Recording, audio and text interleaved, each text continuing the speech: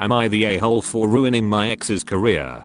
Don't forget to hit the like button and subscribe for daily content. Early this year, I, M24, broke up with my ex Chris. We dated for 2 months after being set up by my sil. We broke up because Chris refused to miss a party to drive me to the hospital after I had an allergic reaction. Who put strawberries in oatmeal cookies? I ended up calling 999 and spent the night on 4th. My sil begged me not to tell my family what Chris did as he is her work bestie. They're both realtors and didn't want my brother to be mad at him. I agreed because my family would freak if out. I told my friends who were relieved he was out of my life. We've had nothing to do with each other since breakup. I have been preparing a thesis project and emailed a couple of art historians and professors for some advice. I connected with an art dealer called Derek who had some pieces that I could study. He said he would be in my city for work, so we met up for socially distanced coffee.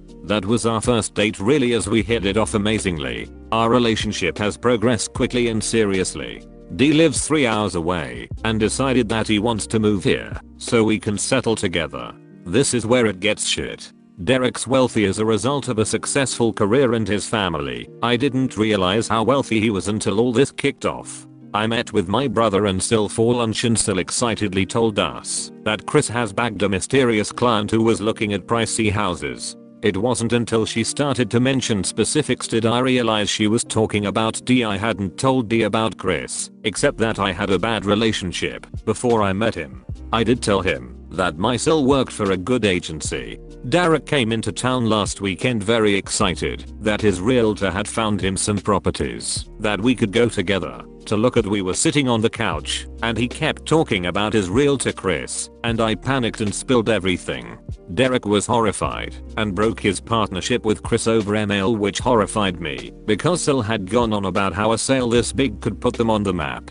Derek found another agency and picked a house pretty quickly during the week, and I thought I had gotten away with it until we met for dinner and my parents congratulated D on his new home. Sil asked where it is and obviously recognized the area. She straight up asks D if he had been working with her agency. He says he was until he found out what Chris did to me. Cue everyone asking what Chris did to me and my sil screaming at me for ruining Chris' career. Then my brother screamed at Sil for being friends with Chris. My family plus most friends are on my side, but Sil plus her friends and Chris think it's petty on my part for ruining this sale when I have my life sorted with a sugar daddy. I feel AITA because I didn't exactly stop Derek from dropping Chris and shouldn't have mentioned Sil's agency.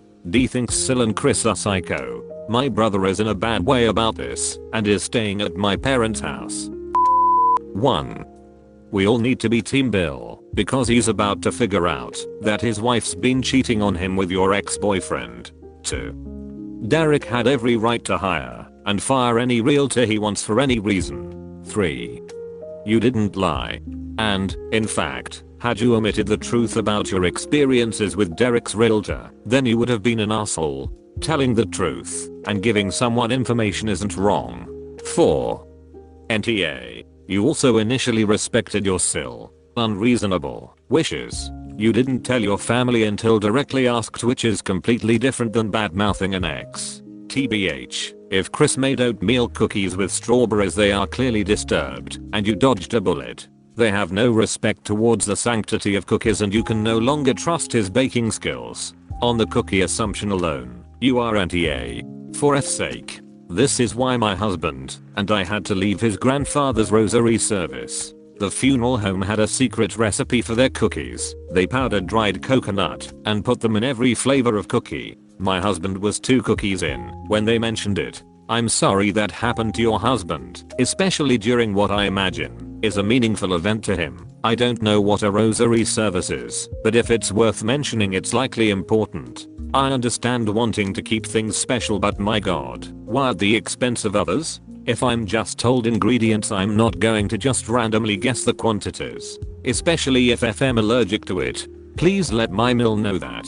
I have celiac and the first year she refused to bake the turkey without stuffing inside because that's not how I do it. No, she wasn't some old lady set in her ways. She was only in her 50s. Then when confronted by my husband about it, she said, why should I have to change how I do things? She should bring her own turkey if she wants it gluten-free. My friend so and so has a kid with an allergy and no one bends over backwards for her. Needless to say, we don't get along for many reasons. OMG, I feel you so bad. My partner is allergic to cinnamon, like tongue swells, throat close is allergic.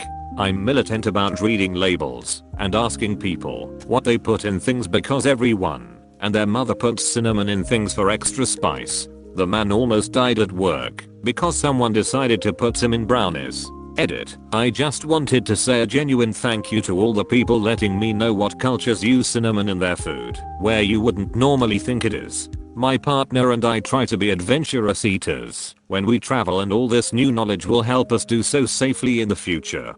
Thank you all again from the bottom of my heart. For future reference, a lot of Middle Eastern food will have cinnamon added to things where you wouldn't normally expect it. The first dish to come to mind is Palestinian maklubah. It's basically a rice dish with sauteed veggies and meat that all get cooked together in wonderful deliciousness, and one of the many spices used is cinnamon. Unless they knew about the allergy, I don't think that's necessarily shitty to do. Anyone can be allergic to anything. Do most people you know rattle off every single ingredient of everything they ever cook? Because I don't know anyone who does that.